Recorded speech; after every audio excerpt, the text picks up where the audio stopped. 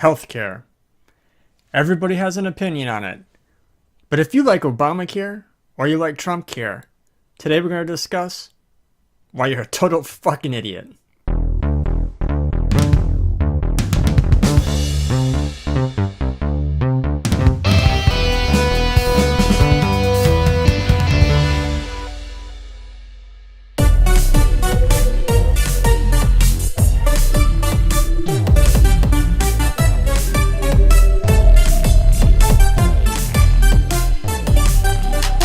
Listen, I'm sorry about the whole fucking idiot thing.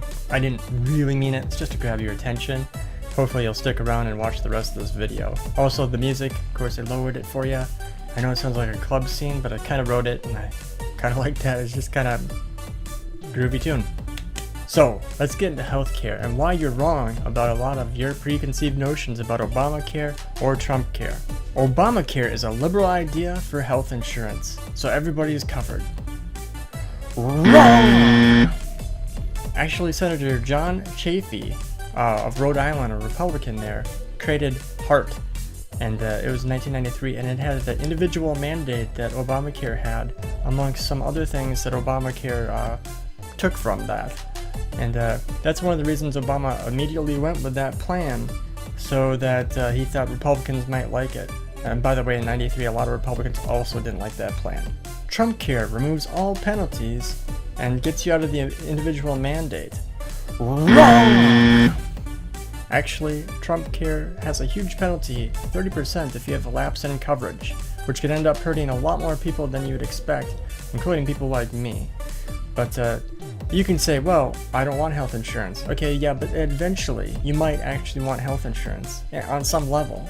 But now, the insurance companies, per the government, can charge you at a huge rate just because you had that lapse. And so, in a way, you're getting forced. So you like Trumpcare, huh? Well, we noticed that you had a lapse in coverage, so we're gonna make you pay 30% more than you normally would. Capiche? Insurance companies hated Obamacare. Wrong! America's Health Insurance Plans, which is an advocacy group for the insurance company, actually wrote a majority of Obamacare, and they only didn't like a small little portion where they would have to spend 80% of the money that they get for medical research and for the healthcare coverage, and then 20% can only be profited. And they were upset about that part, and on the back end went ahead and then lobbied people to oppose that little tacked on part. But for the most part, they wrote the majority of that, and they loved getting rich, being forced to have customers come to them. Or the government would, take taxes in addition for not having the coverage. Trumpcare is going to be cheaper in the long run. Wrong! If you have a normal job, or you're older, just a normal average job, you're talking about anybody that makes about $12 an hour to like $17 an hour, and you're in your 50s, you're going to be actually paying more than you are currently right now under Obamacare with Trumpcare, which really just proves that government mandated insurance, or you pay a big premium of 30% if you have it lapse, is a huge boondoggle, and it's just something you don't really want. Healthcare in general. When government mandates that you must have it, or pay a penalty, or there's a mandate where they take away taxes if you don't pay, helps in general lower costs, and then everybody's happy. Wrong!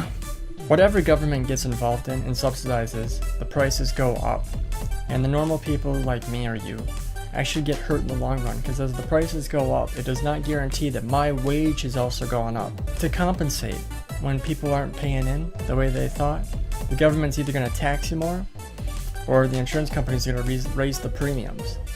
And the funny thing is that we don't even have all the stats, and we don't have all the information to know exactly how much the insurance companies are profiting. And that's why you don't want to be forced, or you don't want to have something imposed upon you where you get a huge penalty if you don't take it. It's a bad deal overall. Also remember that when you have a government mandated health insurance, you're going to have then bureaucrats tell you what you can and can't do. You're going to have, on some level, people telling you what you can do, what you can cover, how old you can be before maybe they stop giving you a coverage. I mean, you might hit 98 and I go, listen, it's your turn to die. And that doesn't seem fair because maybe you still have a lot of life. And although maybe on average, 98 is very old and you probably are just living on a machine, that you still might have a good quality of life left. And you could still have like 5 to 10 years left. And who are they to tell you that you don't? And that's the problem.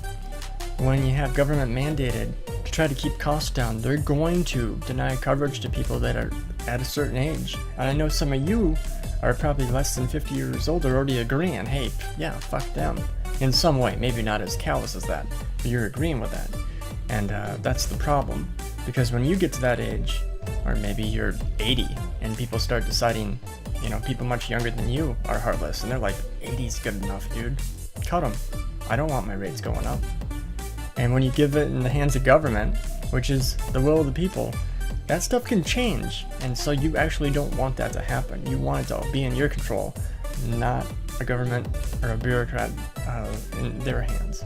Thank you for watching, and remember, please subscribe and then hit that like button if you like my content, or dislike it. I don't care. Just keep tuned in, hating me or liking me. Thank you.